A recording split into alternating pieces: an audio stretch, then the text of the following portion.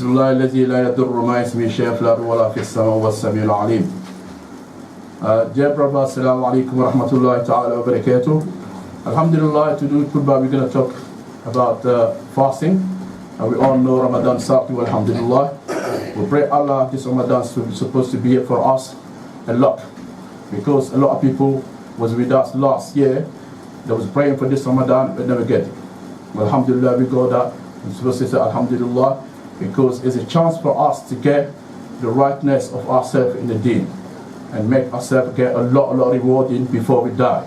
Before starting, I was going to give a little story from Prophet Sallallahu Alaihi Wasallam, where he said Allah told that story because Hadith al-Qudsi. He said two people died at the same time. Not at the same time, but a year between the two.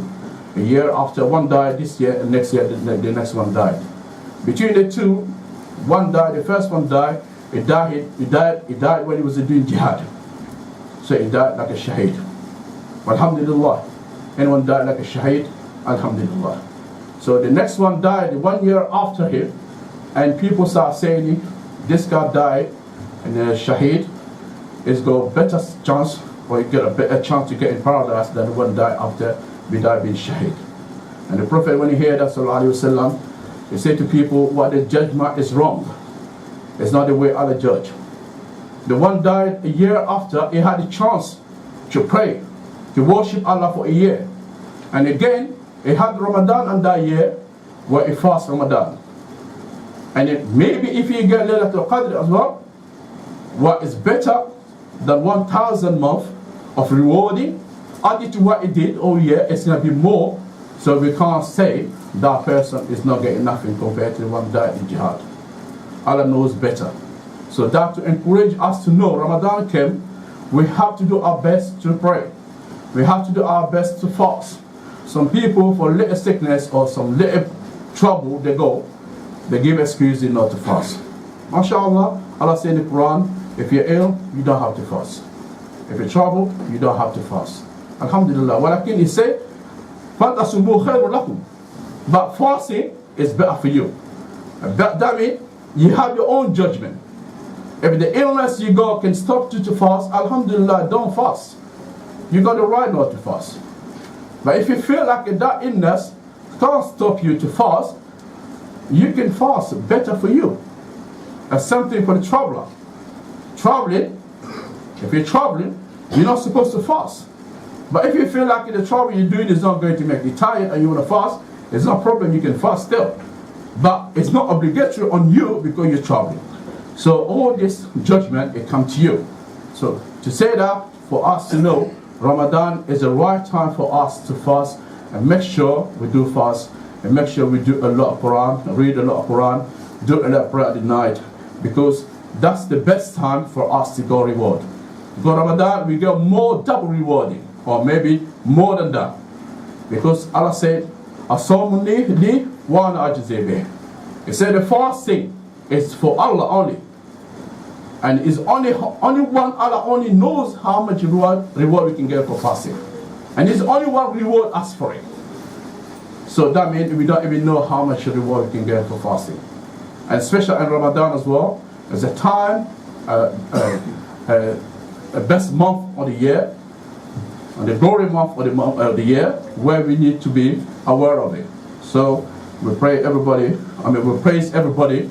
to know to negligent this month, because of this month we may get the Laylatul Qadr. Because of this month we may get a lot of reward. Because of this month we may get Jannah. May Allah give us Jannah, inshallah. So all brothers, we have to give our friend, our family a courage. To push them to be on this month of Ramadan, do a lot of good deeds. And the good deed is not only fasting or reading the Quran. Even give sadaqah, help the mosque, help your brother. All this is a part of good deeds. Some people are not good at fasting, but they are good at giving. And like I say to you, if people can't fast, it doesn't mean they can't do good deeds. Like the old people, when they get older, they can't fast. They're not obligated to fast because they can't fast, but they have to pay was that Murray, to pay money to feed poor people, one poor people every day. And that, it has to be done every day or together. You can do at the end of Ramadan or before or in start of Ramadan. It's up to you. You can choose when you want to do it and how you want to do it. But you can do that, feed one poor every day or 30 days at the beginning or the end of Ramadan. That is your fasting, because you're old person, you can't fast. And the people that are ill, chronic ill, I mean, they can't get better. I mean, like somebody paralyzed or someone getting diabetes type 1, I think so, where you have to be taking medicine every time or have food to eat. You won't be able to fast because of that. You too, you can pay, you can feed a poor every day as well. And somebody who was fasting during the Ramadan and it went away, traveling. When he come back, he has to wait after Ramadan, carry on fasting when he come back. After Ramadan, pay back what you didn't fast at the time of your travel. And you make sure you do it before next Ramadan. Because before next Ramadan, you pay back.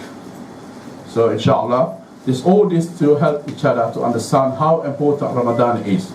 And we need all of us to know, we need to fast is better for us. Not give excuses like a lot of people do. And don't forget, Ramadan is a great school as well. It's a great school for every Muslim, where we learn how to endure ourselves, how to be patient, how to be good to people. So all that is supposed to help you and get that all good knowledge in Ramadan, or good behavior in Ramadan, and have to be used after Ramadan as well. Alhamdulillah Rabbil Alameen. إن الله وملائكته يصلون على النبي يا أيها الذين آمنوا صلوا عليه وسلموا تسليما اللهم صل وبارك على سيدنا محمد وعلى آل سيدنا